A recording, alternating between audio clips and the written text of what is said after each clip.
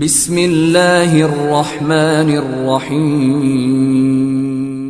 رب العالمین روزانہ جنازے پڑھتے ہیں، روزانہ میتیں ہوتی ہیں، روزانہ اعلان ہوتا ہے فلاں فوت ہو گیا، فلاں فوت ہو گیا۔ رب العالمین مجھے یہ منظر دکھا، کون سا منظر؟ رب العالمین جب فرشتہ آتا ہے کس حالت میں روح نکالتا ہے، کیسے کھینچ کر لے جاتا ہے۔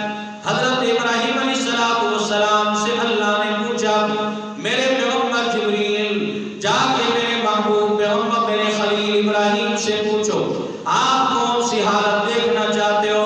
جب نیک بندے کی روح نکالی جاتی ہے وہ دیکھنا چاہتے ہو، یا بد آدمی کی روح نکالی جاتی ہے وہ دیکھنا چاہتے ہو؟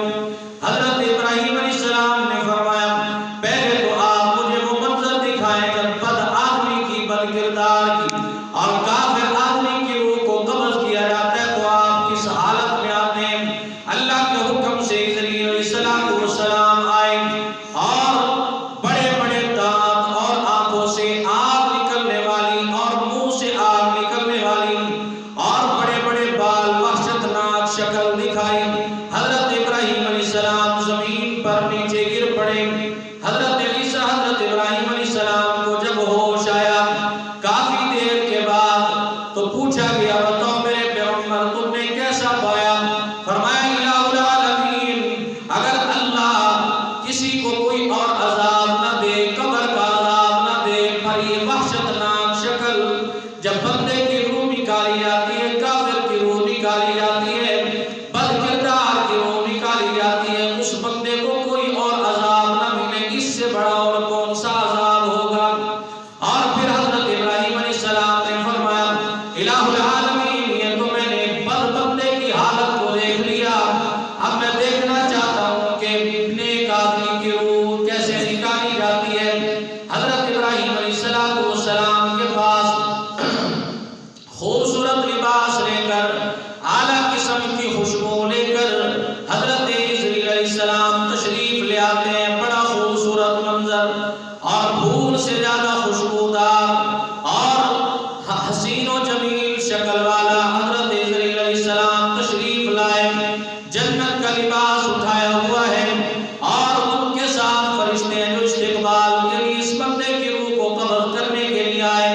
حضرت ابراہیم علیہ السلام نے فرمایا اگر اللہ کسی نیک بندے کو کوئی اور اس بندے کو جنت کی نعمت بھی عطا نہ فرمائے تو جس شکل میں حضرت اسرائیل علیہ السلام تشریف لے آتے ہیں اس سے زیادہ اور کیا اللہ نعمت عطا فرمائیں گے؟ اس سے بڑھ کر کوئی منظر نہیں ہو سکتا۔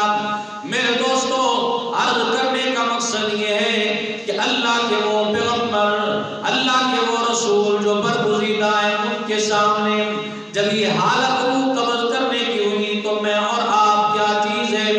اس دور میں خصوصی طور پر جب گناہ بہت زیادہ، فسق و فجور بہت زیادہ اور کبائر کی کثرت بہت زیادہ ہو چکی ہے، اس دور میں ہماری جب روح نکلے تو آپ بتائیں اگر پہلے والی شکل میں خدا نخواستہ آ جائے تو ہمارا کیا بنے گا؟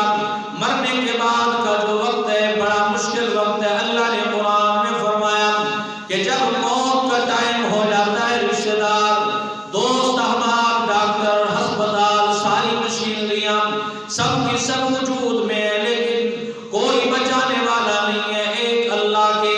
جب موت کا ٹائم آ گیا تو موت آ کر رہے گی، اس فرشتے نے کسی پر ترس نہیں کھانا کہ اس کا جوان بچہ ہے یا جوان لڑکی ہے، شادی